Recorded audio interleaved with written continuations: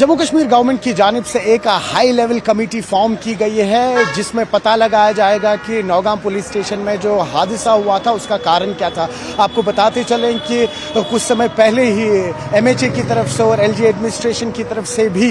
एक एडवाइजरी आई थी जिसमें कहा गया था कि क्या मामलात रहे नौगाम पुलिस स्टेशन ब्लास्ट के उसको प्रोब करना चाहिए, उसमें छानबीन होनी चाहिए। और वही कल शाम सीएम उमर अब्दुल्ला की हुकूमत की तरफ से भी एक हाई लेवल कमेटी फॉर्म की गई है जिसमें प्रिंसिपल सेक्रेटरी हैं, साथ ही साथ होम डिपार्टमेंट के कुछ सीनियर ऑफिशियल्स हैं, साथ ही साथ जम्मू कश्मीर पुलिस के आईजीपी विधि कुमार बिरदी हैं और जो फॉरेंसिक लैब साइंसेज की टीम है उनकी जानिब से कमेटी फॉर्म की गई है। और क्या मामलात हैं, क्या कुछ वजूहात रहे जो नौगाम पुलिस स्टेशन का एक ब्लास्ट हुआ, उसमें प्रॉपरली एक क्लियर प्रोब, एक क्लियर छानबीन हो रही है इस वक्त। आपको याद दिलाते चलें कि नौगाम पुलिस स्टेशन के धमाके में 9 लोग शहीद हुए थे और करीबन 32 लोग जख्मी हुए थे जो अभी भी जेर इलाज है, जिसमें से 4 लोग अभी भी आईसीयू में हैं। मुख्तलिफ पॉलिटिकल पार्टीज की मुख्तलिफ प्रक्रियाएं आ रही हैं, लेकिन कहीं ना कहीं नेशनल इंटरेस्ट में अगर हम इस वक्त बात करें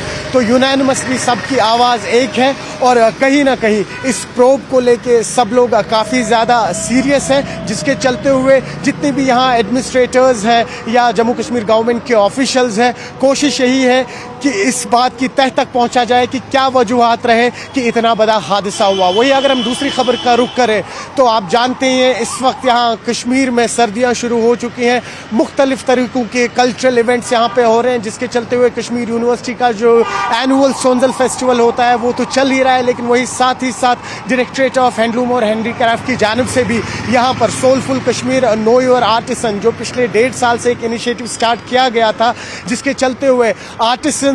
जिन्होंने हैंडलूम हैंडीक्राफ्ट प्रोडक्ट्स बनाए होते हैं उनको एक स्पेस दी जाती है, वहाँ पर वो अपने प्रोडक्ट्स डिस्प्ले करते हैं और उन प्रोडक्ट्स को फिर डायरेक्टली कस्टमर तक पहुँचाया जाता है। साथ ही साथ आपको बताते चले डिविजनल कमिश्नर कश्मीर अंशुल गर्ग ने कल soulful Kashmir know your artisan के इस इवेंट को इनॉग्रेट किया है। 3 दिन के लिए इवेंट चलने वाला है जहां पर कश्मीर के रिनाउंड नेशनल अवार्डीज हैं जिन्होंने अपने प्रोडक्ट्स रखे हुए हैं डिस्प्ले पे, और कोशिश यही है कि अब इनके प्रोडक्ट्स को ई कॉमर्स पे भी कैसे लाया जाए ताकि जो इनकी ये सेल है ये और ज़्यादा बढ़ पाए। तीसरी खबर का रुख करेंगे तो मौसम में अभी लगातार